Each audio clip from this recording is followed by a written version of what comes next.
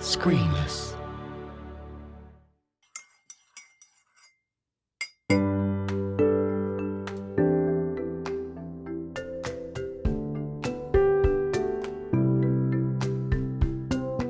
David Powell, music educator, South Walian drumming legend. How are you?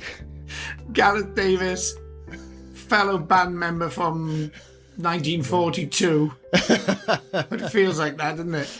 Yeah, back in the war. Yes, well, what an adventure we're going through. Yeah, it's huge, isn't it? It's absolutely amazing.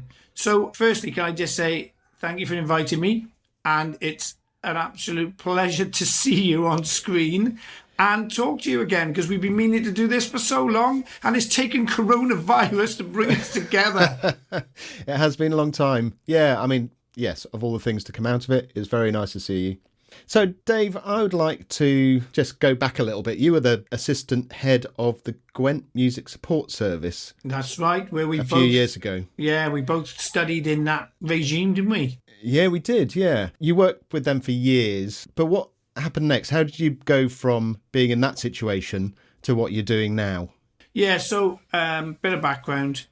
When you and I played in a band together, which was in the mid-90s, I think. Yeah. I think you did teacher training first, didn't you? And then I went and did it the year after. Yes, that's right. Yeah, I was trying to remember how that all panned out. So 3 of us out of 5 in the band went and did teacher training within 2 years of each other, I think. Got really bored of each other very quickly. Yeah. Teacher training, went into classroom at the end of the 90s, and then went back to the music service, which I'd worked for as a peripatetic teacher prior to the teacher training, but went back as a head of percussion study, which was great because percussion study, there was no real formal setting for it in schools, but it had grown to a point where they needed someone to coordinate it. So ended up there for 13 years till 2013.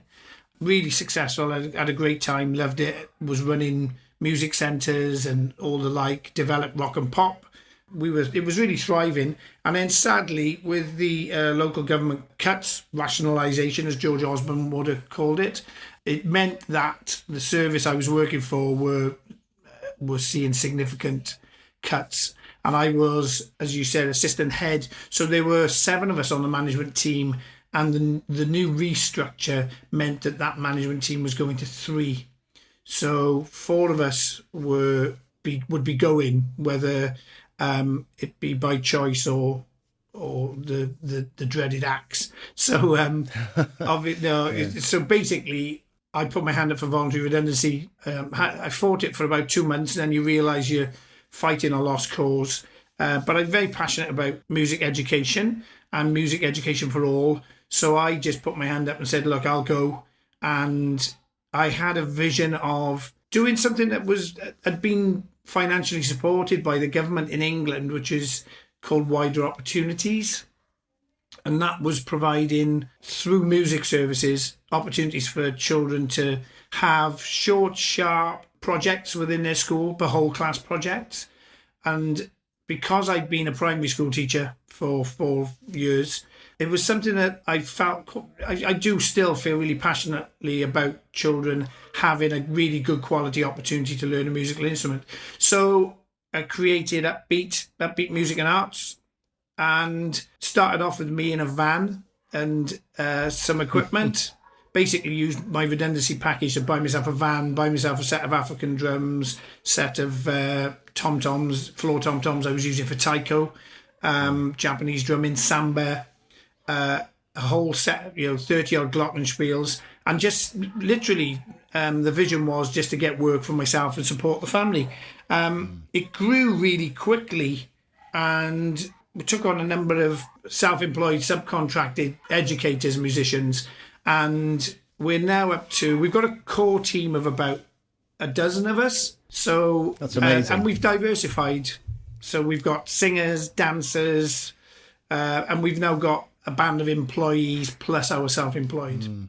What really impressed me at the time was that you were seeking that opportunity in the very place that the government were making cuts. Yes, yeah. It kind of, when you start thinking about it, it's a bit mind-blowing, really. But you were, it showed really that the school's commitment to music and the arts Yes, were still there. Yeah, very much. And also, yes, I was very fortunate in that I understood the market, and I was having very rich conversations with the school leaders, and what I was trying to do in the area that I've been working. So I'd worked in Blaen y Gwent, which is the heavy industry, traditionally Valleys area. You'll know it well, because you went to the same music centre I ended up running up in Nantiglow. And of course, the demise in that area on a social economic level has been quite, rapid and stark. So I was very passionate about giving children the opportunity to access quality music. And my job then, restructured in 2010, took me to Newport.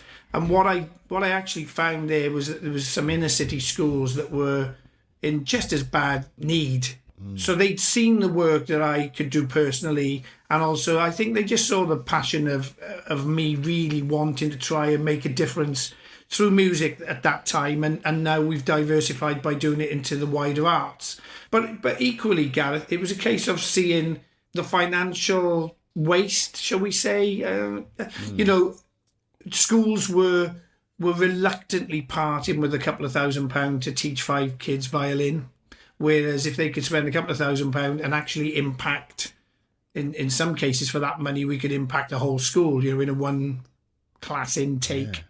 And that doesn't mean for the whole year, but that literally meant that each class gets a half-term, really high-quality project with a really dynamic deliverer who loves working with children. So, Yeah, and I think that's key, isn't it? Because I don't think anyone could deliver that, what you're talking about, no. The dynamic delivery. And I think what you've created there, you're saying 12 people. How you are with kids in the classroom, I've seen that. And it's obviously kind of permeated down into your team. And I think that's part of your selling point, isn't it? Yeah, you've got to have a USP, haven't you, as they say on Dragon's Den. And and initially, it was quite embarrassing, really, but the USP was my style of delivery, and also, I really quite embarrassed saying that, but that is what has an impact on children and standards.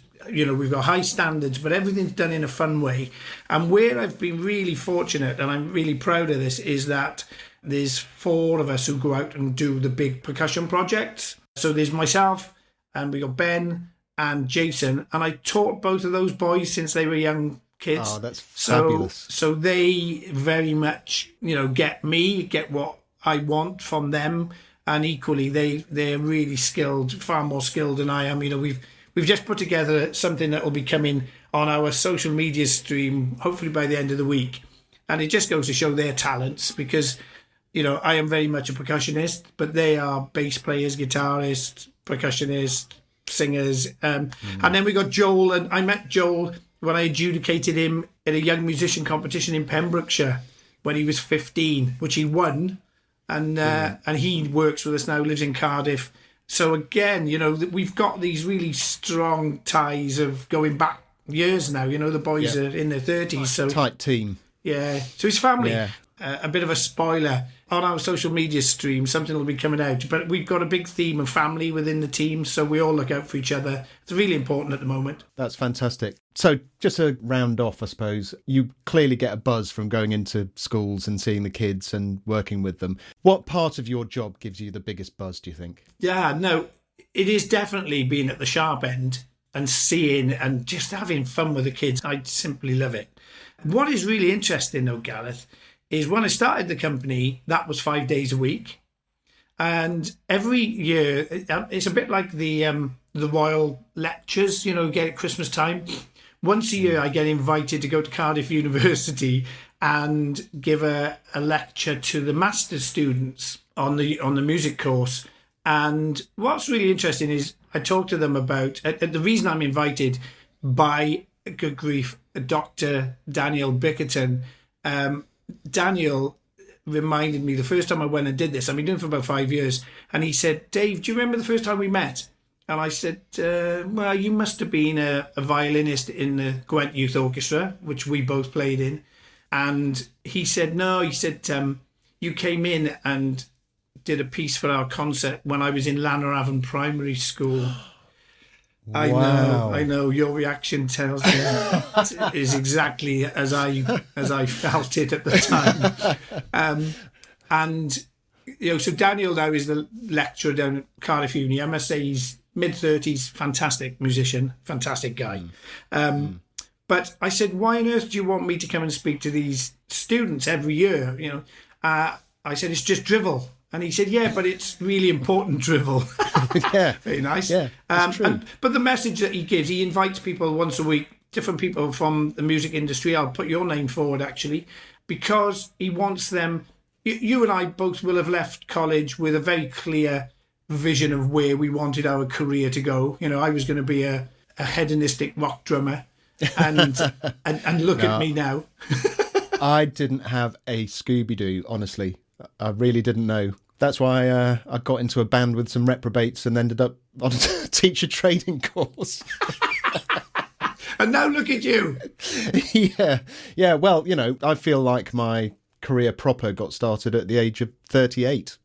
Yes, yeah. No, but just took me a little while. But that's the message, though. That he wants them to grasp is that at the age of 21, you have a very clear idea, or you may not have a very clear idea. If you haven't got a clear idea, then there are some ideas. But the big message I take is, and I've got a lovely slide of me on a bike, going up a slight incline to the finish line. And the reality is all the pitfalls that come in between, and the way that your life map takes several unexpected detours. So, yeah, it's been fantastic. But when I'm talking to the students, 5 years ago used to say, look, things are moving at such a fast pace, and this, that, and the other, and jobs for the future, jobs nobody knows has been invented yet, etc., etc. And then I had an epiphanal moment doing the last one where I realised just how much my career had changed since starting Upbeat 7 years ago. And the majority of my week now is spent on social media, networking, meetings. And if I get to teach 1.5 day a week now, then that's a luxury. Yeah. Speaking of social media, where can we find you online? Lovely. We're Facebook at Upbeat Music and Arts Limited. Twitter at Upbeat Wales. I'm not a great user of Instagram. Sorry, Instagram. But you'll understand the reason for that is that because it's so image-based, because of the child protection issues within schools, then obviously what is fantastic for us is people seeing what we do with the kids. So we're very much reliant on schools posting on Twitter the material they can release. Yeah. And your website? www.upbeatmusicandarts.co.uk. Fantastic. I'll include all those in the show notes as well. No, that's lovely. So people can just click on it. Dave Powell, thank you ever so much for joining me for a cuppa. It's been an absolute pleasure.